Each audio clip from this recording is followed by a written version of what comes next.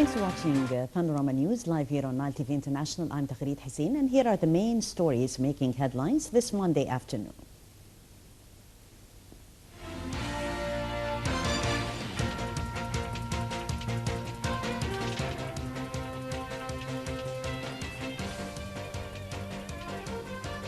President Abdel Fattah al-Sisi receives the Italian Foreign Minister Paolo Gentiloni.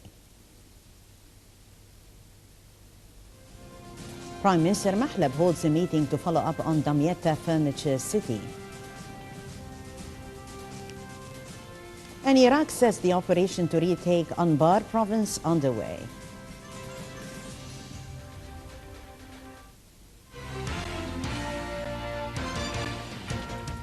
Welcome back. The news in full. President Abdel Fattah al-Sisi received on Monday the Italian Foreign Minister Paolo Gentiloni.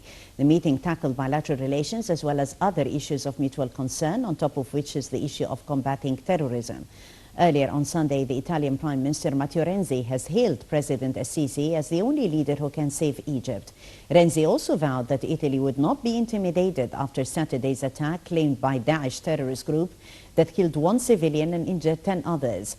He was speaking in an interview to an Arab satellite channel that was broadcast on Sunday. The Italian Prime Minister said that Italy will support Egypt in promoting peace. Speaking to al-Sisi on Saturday after the consulate bombing, Renzi said that the two countries will stand together in the fight against terrorism and fanaticism.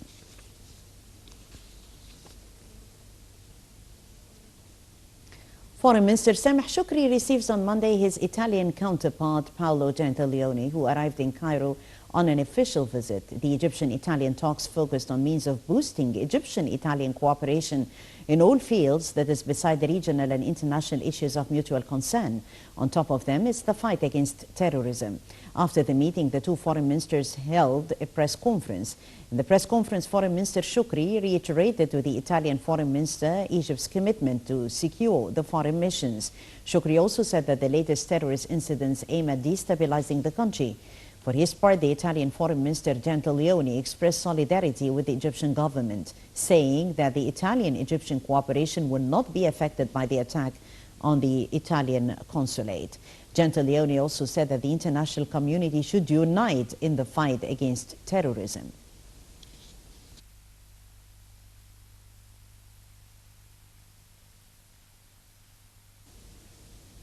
Shedding more light on the press conference, we're joined over the phone by Excellency Ambassador Mohammed Anis Salim, member of the Egyptian Council for Foreign Affairs. Mr. Ambassador, good day in the first place, and talking about the significance of the current visit by the Italian Foreign Minister to Egypt at this particular timing and after the attack on the consulate. Many messages sent. I think, first of all, it is a message of solidarity with Egypt. It shows the understanding that Italy has as a major Mediterranean power of the importance of Egypt in combating terrorism and in stabilizing the situation in the Mediterranean. But it's also a message of determination to confront terrorism, to make it known that Italy, together with Egypt, will not be constrained or frightened by these kinds of attacks, and that both parties are interested in a stable and peaceful region, and that they will work towards that in the future. Right. The Italian Foreign Minister said the international community should unite in the face and in the fight against terrorism. So measures that should be undertaken by the international community in order to fight the increasing terrorism. I think the Italians see very clearly the need for a comprehensive approach towards terrorism in the Mediterranean, and this requires a international consensus on prioritizing action, on taking a wide range of measures in terms of following on the financial, training, routes of supply that are feeding terrorism, and to be more robust in acting in certain cases, particularly in areas that are now out of control.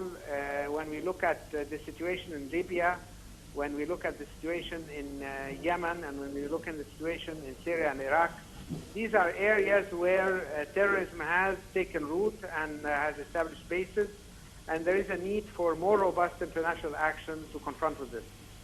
Right. Mr. Ambassador, we're talking about other prospects for developing Egyptian-Italian relations. How can we prioritize this sense of list of cooperation? The Italian Prime Minister was a star when he appeared in the Sharm el-Sheikh conference on future Egyptian economic development. And I think this has established a very good platform for furthering economic relations between both sides.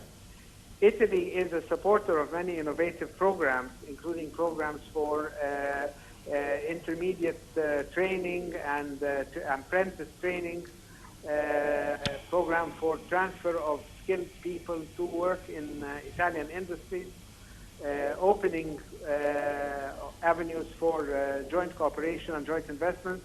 So I think there is a lot of scope for this. And I don't want to forget the important role of Italian tourists. One of the key issues, I'm sure, that will be on the agenda is the issue of how to make the situation in Egypt conducive for a resumption of Italian tourism. Right. Excellency Ambassador Mohammed Anis Salim, member of the Egyptian Council for Foreign Affairs, thank you very much for joining us on Panorama News.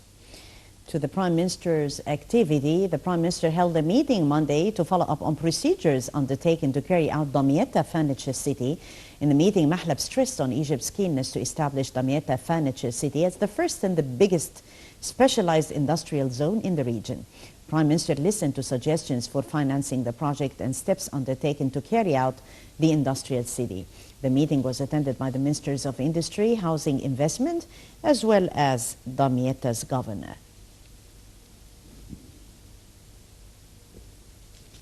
And the military spokesman Mohammed Samir revealed on Sunday the outcome of combat operations conducted by the armed forces to secure north of Sinai from July 1st till July 11th. Samir added that during the operations, 252 terrorists were killed, 13 wanted assailants were captured, whereas 63 suspected people were arrested. Moreover, 18 premises and private meeting points of the terrorists, 29 loaded vehicles, 43 motorcycles, and 32 bombs were destroyed.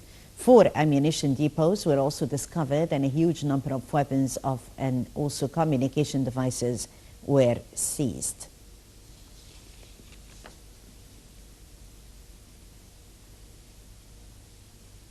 The trial of 379 members of the Brotherhood terrorist organization started Monday. Defendants who were arrested during the sit-in held in Nahda Square in Giza to protest against the ousting of Mohammed Morsi. Meanwhile, the criminal court is to issue its ruling in the retrial of Abdurrahman Said Mohammed and Abdurrahman Tariq in the Shura Council case. The two were sentenced in absentia to 15 years in prison.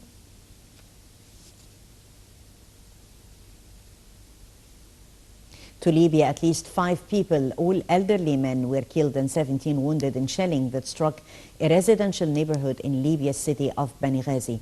The hospital said on Monday that it had received the bodies of 4 men in their 70s, 1